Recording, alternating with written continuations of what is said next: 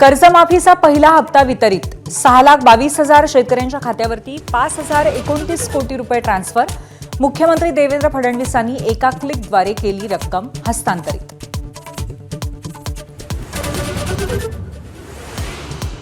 माजी खासदार विनायक राऊतांसह इतर 6 आरोपींना अटकपूर्व जामीन न्यायालयाकडून मंजूर. ठाणे सत्र न्यायालयाकडून अटकपूर्व जामीन मंजूर.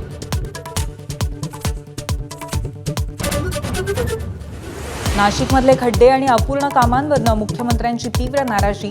खड्डे बुजवण्याची जबाबदारी ज्यांच्यावर होती त्यांना दंड लावा, मुख्यमंत्र्यांनी सुनावलं.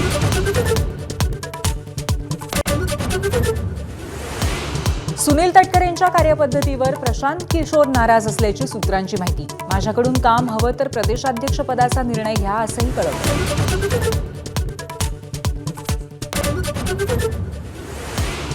डोंबिवलीचा मारकुटा नगरसेवक रमेश म्हात्रेसह 4घांना जामीन. महाराष्ट्रातून हद्दपार. खटला फास्ट ट्रॅक कोर्टात. आरोपपत्र दाखल करताच खटला 7 दिवसात सुरू करण्याचे हायकोर्टाचे आदेश.